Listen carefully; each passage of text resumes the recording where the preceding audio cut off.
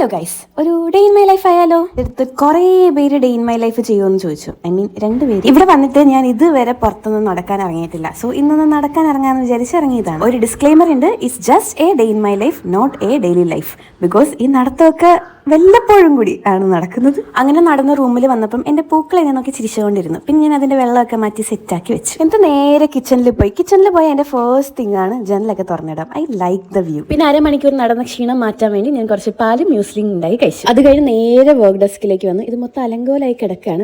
രാവിലെ നമുക്കൊരു ക്ലാസ് ഉണ്ടായിരുന്നു. അങ്ങനെ വേഗം PPT ഒക്കെ റെഡിയാക്കി നമ്മൾ ക്ലാസ് എടുത്തു. ഇഫ് യു ഡോണ്ട് നോ, ഞാൻ പാർട്ട് ടൈം ആയിട്ട് ഫിസിക്സ് ട്യൂട്ടർ ആയിട്ട് വർക്ക് ചെയ്യുന്നുണ്ട്. എനിക്ക് ക്ലാസ് ഒക്കെ കഴിഞ്ഞ് നേരെ കിച്ചണിലേക്ക് പോയി. വല്ല ഞണ്ണന്റെ ഉണ്ണിവയർ മ്യൂസിൽ തിന്നെന്ന് അറിയില്ല. അങ്ങനെ ചപ്പാത്തി ഉണ്ടാക്കി, ചപ്പാത്തിയും കുറച്ച് പീനട്ട് ബട്ടറും കൂട്ടി കഴിച്ചു. ഈ ചപ്പാത്തി ഉണ്ടാക്കുന്ന സമയത്ത് ഞാനും റൂംമേറ്റും തമ്മിലൊരു ഡിസ്കഷൻ നടന്നു. ഞങ്ങൾ അങ്ങനെ ഫൈനലി അമ്പൂരി പോവാന്ന് പ്ലാൻ ചെയ്തു. ട്രിപ്പ് എന്ന് കേട്ടതും പട്ടിക്കൊലത്തിൽ നിന്ന് ഞാൻ ഓടിപ്പോയി റെഡിയായി വന്ന് നിൽക്കുന്ന കോലമാണ് നിങ്ങളിപ്പോ കണ്ടു. ഇതാണ് ആ റൂംമേറ്റ്. അങ്ങനെ ഞങ്ങൾ 2 കൂടി നട്ടുച്ചയ്ക്ക് അമ്പൂരി കാണാൻ പോകാൻ ഇറങ്ങി ഗൈസ്. പെരിയ പെരിയ കാട് താണ്ടി, മലയെല്ലാം താണ്ടി, ആരും സഞ്ചരിക്കാത്ത വഴികളിലൂടെയൊക്കെ സഞ്ചരിച്ച് ഫൈനലി ഞങ്ങൾ അമ്പൂരി എത്തിയിരിക്കുകയാണ്. അങ്ങനെ അമ്പൂരിയിൽ ആ ഫേമസ് പാലത്തിൽ കൂടി ഞങ്ങൾ വണ്ടി ഓടിച്ചു പോയി ഗൈസ്. അമ്പൂരി വരാനിരിക്കുന്നവരുടെ ശ്രദ്ധയ്ക്ക് നട്ടുച്ചയ്ക്ക് വരാണ്ടിരിക്കുക, പുള്ളി പോകും. പിന്നെ ഞങ്ങൾ കുറേ നേരം അവിടെ നിന്ന് ഫോട്ടോസും വീഡിയോസും ഒക്കെ എടുത്ത് അവിടെ വേറൊരു സ്പോട്ട് ഉണ്ടെന്ന് അറിഞ്ഞിട്ട് അങ്ങോട്ടേക്ക് പോയി. അതെ, ഈ അമ്പൂരി പാലത്തിന്റെ അടുത്ത് തന്നെയുള്ള ഒരു വെള്ളച്ചാട്ടത്തിലേക്കായിരുന്നു പോയത്. പക്ഷേ അവിടെ കുറേ ചെക്കന്മാർ ഇന്ന് കുളിക്കായിരുന്നു. പിന്നെ അവരെ ശല്യം ചെയ്യുന്നതെന്ന് കരുതി ഞങ്ങൾ മാറിയിരുന്നു. പിന്നെ അവിടെ കുറേ നേരം ഇങ്ങനെ വൈബൊക്കെ ആസ്വദിച്ച് ഇങ്ങനെ ഇരുന്നു.